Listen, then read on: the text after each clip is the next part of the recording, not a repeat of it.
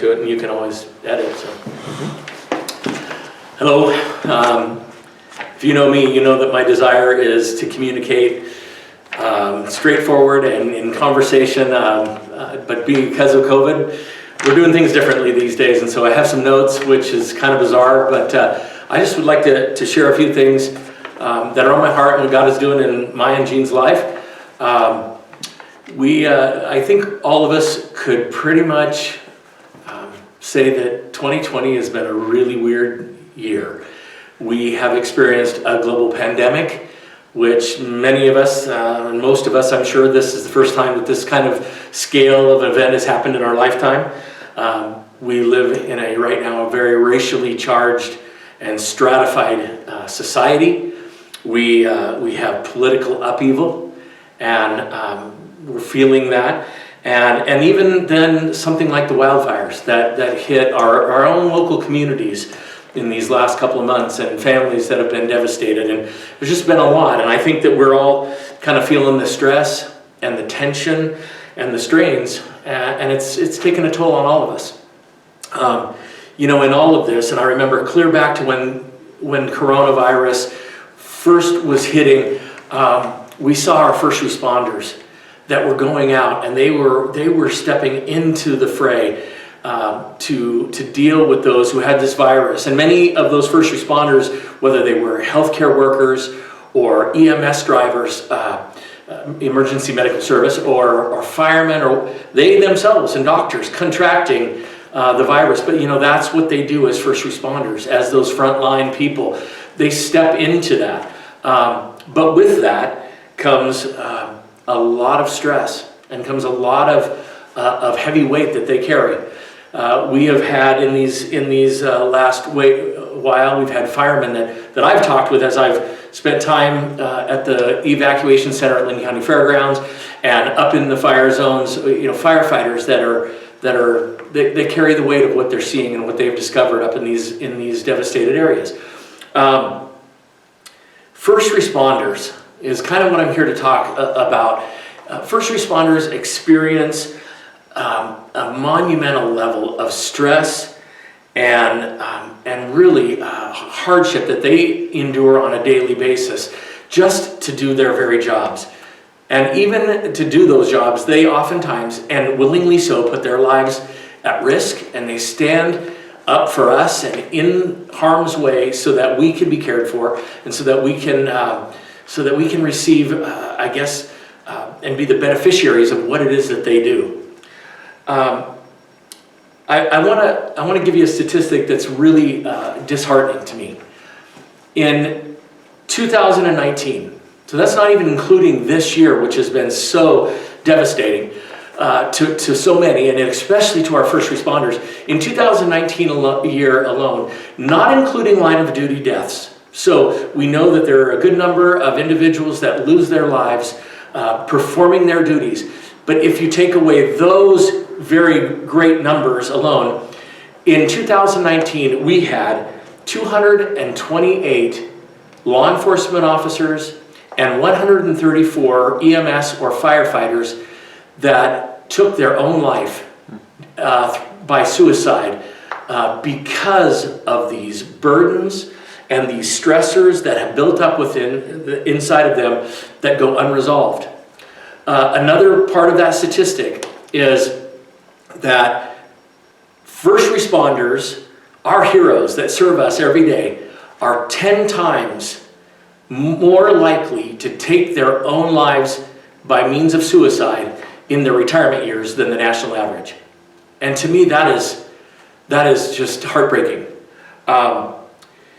The last spring, I guess, I was challenged to kind of step into this darkness and this stressful situation that they find themselves in on a daily basis. God kind of had been dealing with my heart really since 2015, and it came to a head here this last spring to stand with these first responders who go through the tremendous stressors and devastating situations that they go through with the purpose, not that I want to be a law enforcement officer or a firefighter, but I want to walk with them and step into their world so that I can bring hope and healing to individuals who are really experiencing a lot of pain and a lot of death and a lot of destruction on your and my behalf.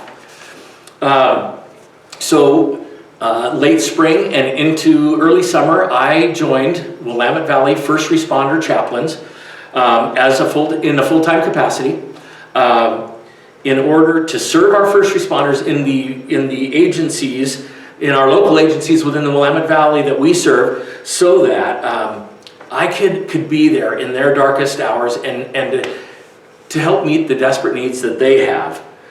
Desperate needs to be healthy emotionally and spiritually and mentally and physically. I've joined really to stand in the gap so that our first responders can enjoy healthy marriages and healthy families, not ravaged with divorce, which is such a high rate within our first responding community. I'm standing in the gap so that they can find healthy coping mechanisms, so that they don't turn to substance abuse and alcohol in a way to try to deal with the stress of their jobs and of their lives. And I'm standing in the gap so that I can see them thrive in their off-duty lives and not resort to suicide as a way to stop the pain and end the helplessness, or to just be able to handle the destruction that they're so accustomed to seeing on a daily basis. Recently, I have received training in crisis diffusing and stress debriefing situations, taken courses in critical incident stress management. I attended the State Chaplains Academy, and all of these things are just really a launch-off point for me to be able to have the tools that I need, so that as I walk with them, build a relationship with our officers, whether they be police, whether they be fire, whether they be our medical examiners or our dispatch, who you never think of someone like a dispatcher who calls these incidents out to their officers or to the fire all the time, that the stress that they undergo. But I want to be equipped so that I can walk with them in relationship and help them when they put up a hand and say, hey, I could use a little rescue here. Willamette Valley First Responders, one of our little mottos is, we are here to help the helpers. William Carey, who was a 18th century theologian and missionary and reformer, was quoted as saying, "I will go into the darkest of pits if you will hold the rope." And so Willamette Valley First Responder Chaplains is a 501c3.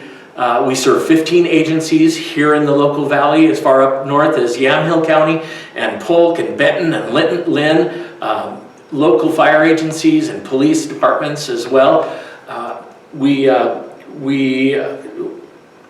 don't, charge any of these agencies for our service.